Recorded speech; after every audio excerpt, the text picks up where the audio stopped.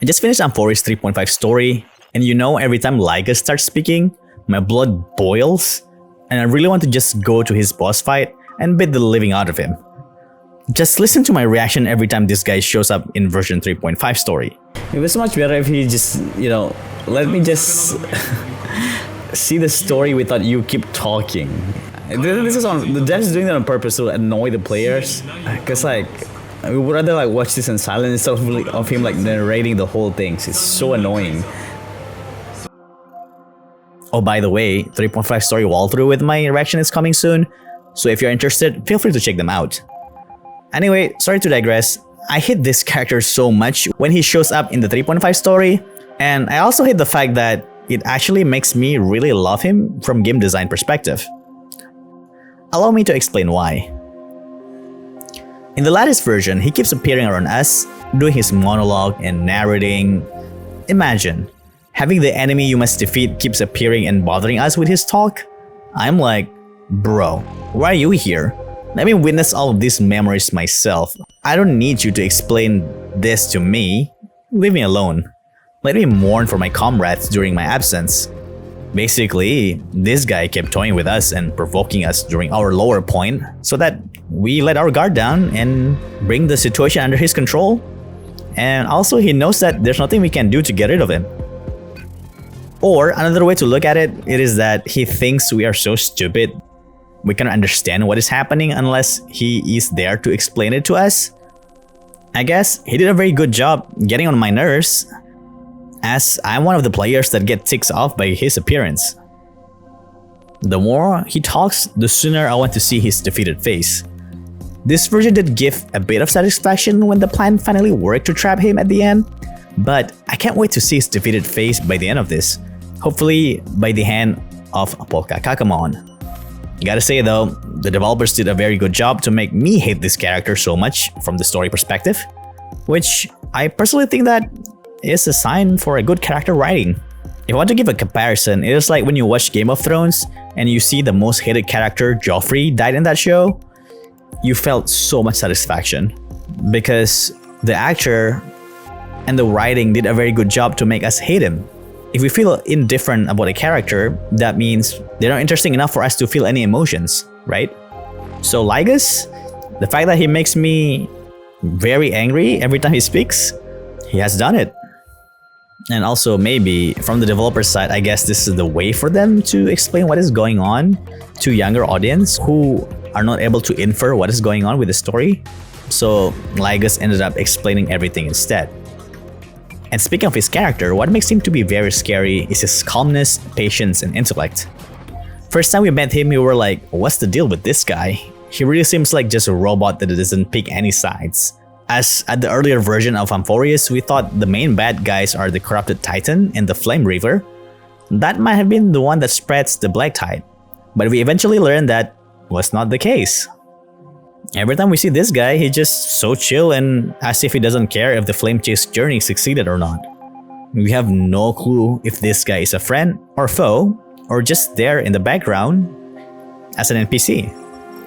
However, now looking back, it makes sense that he doesn't care, as that is also part of the extrapolation process and an experience for Iron Tomb to keep learning, and at the same time, that was an opportunity for him to keep watching and learning about us because we were so busy fighting the Titans and Canis. So if something happened in the future, he knows about us a lot already. But now because we're actively trying to mess with Iron Tomb, he's taking a more active role and we can see how scary he can be with all of his planning and calculations and not responding to provocation or even scared of fighting against multiple parties at once, like the two geniuses, Astral Express, and the whole of Amphorius. And not to mention, because he's a genius himself, he's able to eloquently influence others to doubt, and maybe even turn against each other. And not to mention, compared to other enemies so far, he is the one with the most screen time, that non-stop lurking around Trailblazer, which makes his presence to be more felt and more threatening, especially when you look back on how long he has been observing our movements. Lygus is also makes me feel very helpless. We know we need to get rid of this guy, but there's nothing much we can do about it thanks to him getting the home advantage in Amphorius. He has been here for a while. He knows the in and out of the place. And because he has been observing all of us for a long time, he knows our strengths and weaknesses, so he can make plans accordingly. Like by just trapping us for a bit, our whole progress is set back by one cycle. And to get back on track against Lygus in version 3.5, it takes a whole world of Aporis for 1,000 years, plus us and Cyrene, and some help from Evernight so we can use a modified Kefali core to alter with the extrapolation process. And also with the help of 2 geniuses to be able to somewhat corner this guy. But even then, he's still not in losing position. He's still just calmly waiting and dealing with his opponents, waiting to get the situation to be under his control again. And of course, brute force will not defeat him, unlike the rest of the antagonists we have fought so far, like Hule, Cocolia, Panthelia, and Sunday. Cocolia was brainwashed by the Stellaron, so it wasn't exactly her fault she turned bad. And she wasn't all that powerful, and we didn't even use full power of Astral Express to take her down, nor we had any allies from the outside. While Panthelia was only shown at the end of the update, and we only know her to be very cunning and cruel, but by the end of the day, we only needed Jingyuan and Dan Heng to deal with her, and the military of Shanzhou Luofu to keep the security under control. Hule was pretty scary thanks to his immortal body, but even Yanqing and Yunli were able to pull him off somehow after Jiao Chu poisoned him, and Fei Xiao defeated his souls too. It wasn't an easy victory. There were some sacrifice like Jiao Chu's sight, but it was pretty physical and requires a strong willpower. In terms of danger, I would say that the one that is very similar to Lygus is Sunday. But while Sunday, as a Penacony villain, he was certainly very powerful thanks to his tuning power and also able to access the choir, but he needed lots of setup from Gopher Wood to go that far. Plus, Sunday has a weakness of Robin, and his intention is good, so he doesn't want to harm people directly.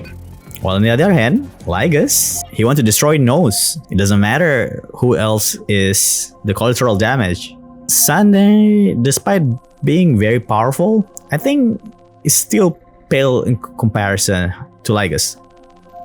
Visual design wise, he's also very well done. Outside the fight, he looks like just a weak robot with not much power.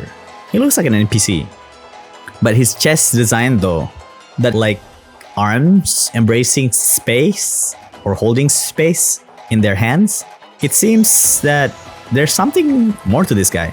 Then lo and behold, the guy can transform into a badass and super intimidating robot. The dude has 2 different modes. The first mode is able to connect himself with some kind of cables that might be connected to the scepter. Honestly though, that is kinda cool and creepy at the same time. Look at this guy, Jojo posing. And not to mention how creepy his face design is. In his second mode, his face looks even creepier. And now, he has 4 arms. What are you, Goro from Mortal Kombat? Actually, it is kind of bizarre. And it kind of reminds me of my favorite childhood game series, Mega Man. And Lygus really reminds me of the villain of that game, Sigma. And because of that, I really love his physical design. Other than that, his fight did not disappoint at all. On top of having really flashy animations, we are encouraged to be careful with our ultimate usage, as if we are rushing to deal more damage, we'll be end up damaged instead. Also, we need to focus on eliminating mobs that he summons during second phase so that he doesn't annihilate us with his ultimate move. What's great about it is that we can decide when we want him to use his ultimate here, so we can heal up a little bit before defeating the required enemy to trigger his ultimate. Honestly, I think he's a pretty balanced and fun boss. The only thing that I wish the devs tinker a bit more is his HP bar mechanics. He's the first boss that has multiple HP bar, and that doesn't result in any interesting mechanics. I was hoping that depending on the color of his HP bar, his attack pattern will be different. He will gain resistance to different types of attacks, or he'll punish us for using a certain commands. Like when it is blue, we can use skills. When it is orange, we can use ultimate, or we'll be punished through damage or losing energy or losing skill points. Anyway, I hope the devs do experiment a bit more with the HP bar thing in the future. Anyway, that's all I want to say about Lygus in this patch. He was certainly the antagonist that has been missing from HSR story. We really need that villain that constantly interacting with us, taunting us, like the classic old RPGs like Final Fantasy, Sephiroth for example. And what Lygus has been doing so far is perfect. Because if you think about it, Penakuni was all about mystery on who the bad guy was. And Xianzhou was more about finding where the bad guy is so we can deal with him or her. While Belobog and Amphorius, it is more about how in the world we deal with the bad guy here. Kukolia is less threatening, but Lygus, we had to use everything in our disposal. And also, the fact he's just taking his time and always around us, what makes him to be very fearsome. He has time and he's very patient. The moment that we let our guard down, he will be triumph. Anyway, that's all I want to say. If you like what you hear, do leave a like and subscribe for more Honkai style discussion video. Until the next video, stay sharp gamers.